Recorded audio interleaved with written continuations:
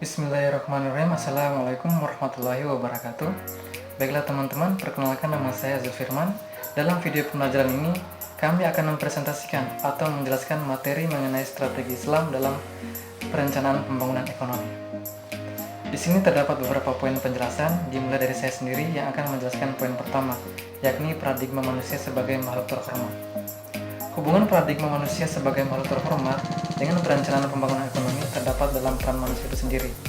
Nah, peran manusia sebagai makhluk terhormat sekaligus khalifah yang menjaga, memelihara, dan melestarikan lingkungan alam sangatlah penting dalam melakukan suatu pembangunan, terutama dalam hal pembangunan ekonomi, yang menjadi bagian penting dalam kelangsungan hidup di dunia. Pembangunan ekonomi dalam Islam. Paradigma pembangunan ekonomi selama ini banyak ketergantungan dengan pertumbuhan ekonomi. Pertumbuhan ekonomi merupakan proses kenaikan produksi suatu perekonomian yang diwujudkan dalam bentuk kenaikan pendapatan nasional. Secara umum, tujuan pembangunan ekonomi dalam Islam adalah terpenuhinya makosid syariah. Sebagaimana gagasan ini dikemukakan oleh Ali Rama dan Maklani yang menjelaskan bahwa pembangunan ekonomi merupakan salah satu aspek penting dalam kehidupan manusia yang sangat diperhatikan dalam Islam. Khursyid Ahmad merumuskan 4 prinsip yang dapat diturunkan dari ajaran Islam sebagai dasar-dasar filosofis pembangunan yang Islami. Antara lain, yang pertama, tauhid, yang kedua, rububiyah, yang ketiga, khalifah, dan langkah kebijakan pembangunan ekonomi yang berbasis Islam. Umar Chatra menawarkan 5 kebijakan, yaitu yang pertama, menghidupkan faktor kemanusiaan. Untuk merealisasikan makosid dalam lingkungan politik yang kondusif, perlu adanya motivasi faktor kemanusiaan untuk mencapai tingkat alokasi yang efektif dan efisien, serta distribusi sumber daya yang merata. Yang kedua, mengurangi konsentrasi kekayaan hambatan. Yang ketiga, melakukan restrukturisasi ekonomi.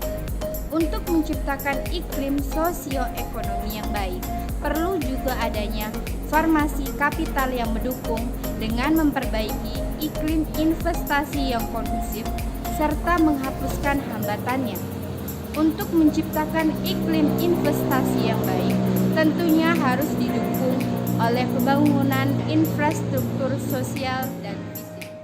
Saya Siti Saira Mulyadi. Di sini saya akan menjelaskan tentang langkah perencanaan pembangunan berbasis Islam, di mana terbagi atas 4 poin. Yang pertama yaitu penguatan sektor real produksi.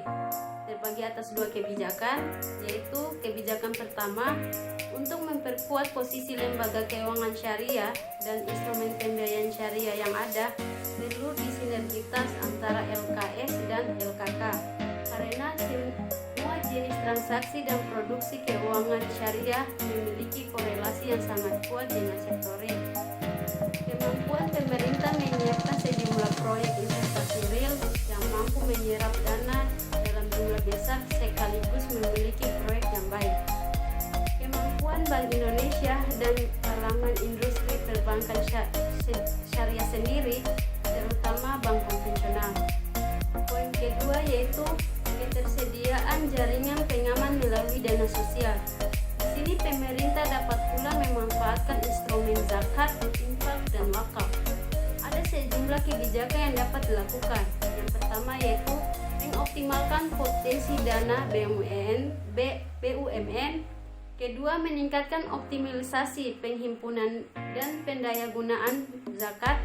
Zakat memiliki dampak nyata terhadap perekonomian. Jika direalisasi potensi zakat dapat berjalan optimal. Ketiga yaitu memanfaatkan instrumen wakaf, termasuk wakaf tunai. Pemerintah juga harus memikirkan integrasi aset wakaf dengan bursa syariah yang memiliki potensi yang sangat besar. Poin ketiga yaitu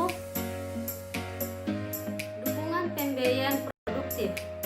Di sini terbagi atas 4 pembiayaan, yaitu pertama, pembiayaan dengan prinsip bagi hasil. Jenis pembiayaan dengan prinsip bagi hasil ini meliputi pembiayaan murabaha. Kedua yaitu pembiayaan musyarakah. Ketiga, pembiayaan dengan prinsip jual beli, dan keempat yaitu pembiayaan dengan prinsip sewa. Poin keempat yaitu kebijakan fungsional ekonomi untuk usaha produktif.